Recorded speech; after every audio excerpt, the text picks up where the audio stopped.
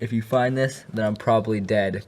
This is the year of 2074, 57 years after Trump became president, and where everything started to go downhill.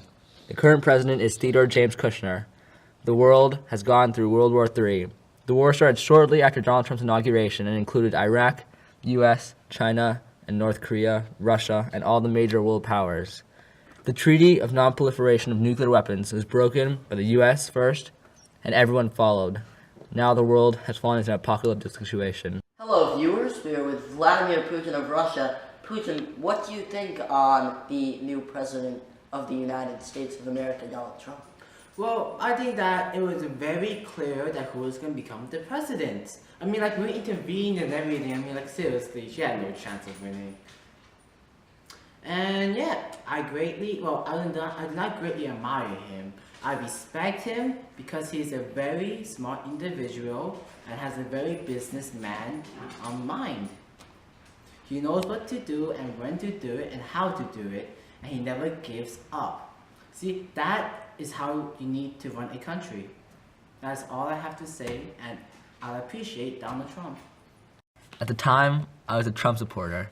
I was ready to make America great again. How naive we all were.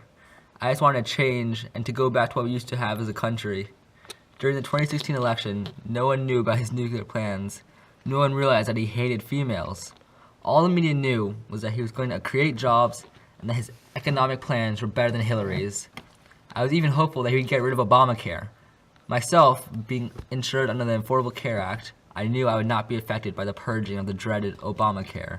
I brought all my friends to watch the inauguration. We were so happy, so hopeful.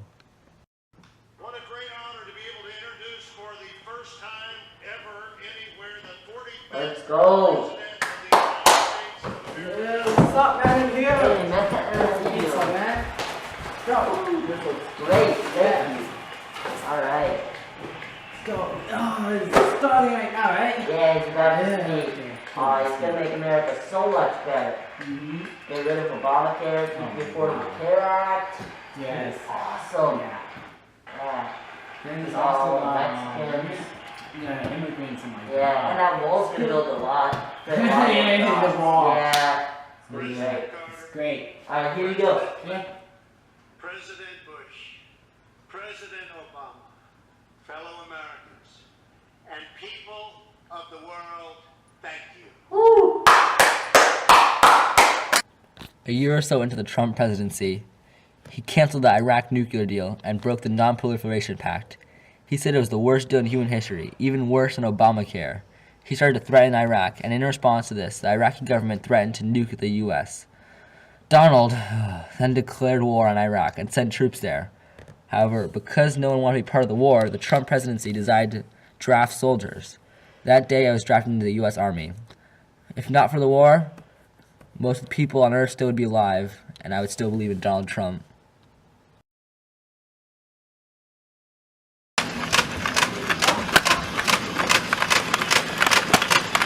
Die! Die! Die! Die!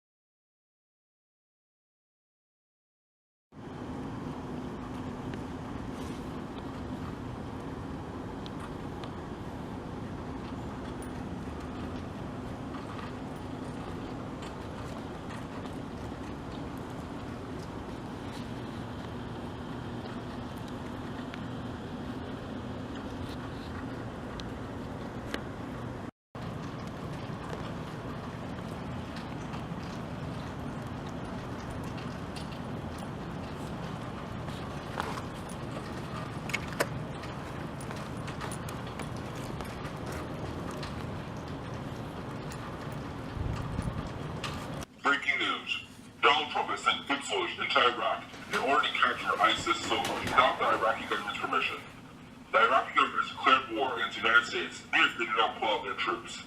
Donald Trump, with his usual stubbornness, has refused to do so, endangering Iraqi and United States relations. The UN has responded that sanctions will be put on U.S. trade if they do not leave Iraq.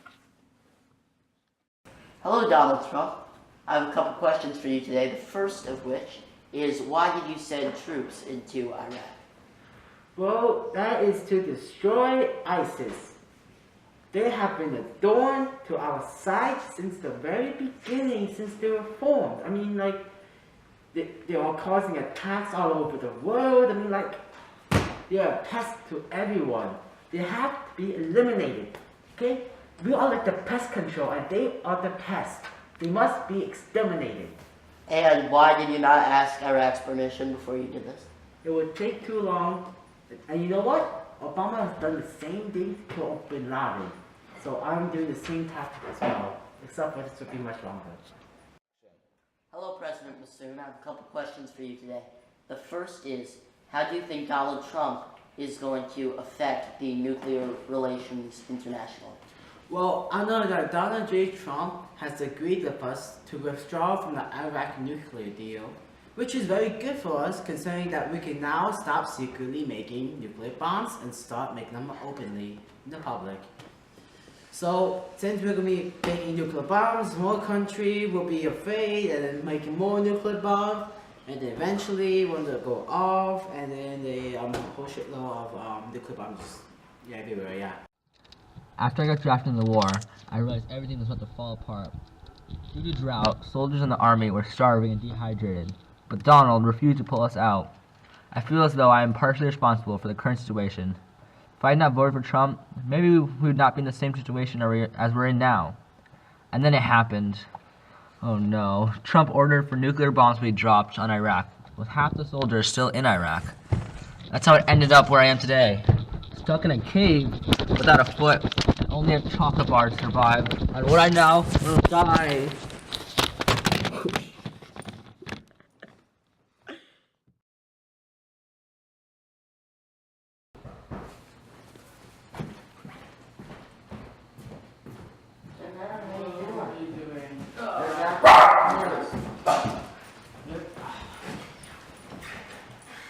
A new president is running a platform that forces nuclear bombs as a form of safety. He's insisting that the more nuclear bombs, the better chance the U.S. has of survival. This directly contradicts history. No. Man, this is going to be so much better. He's going to be such a great president. I guess so.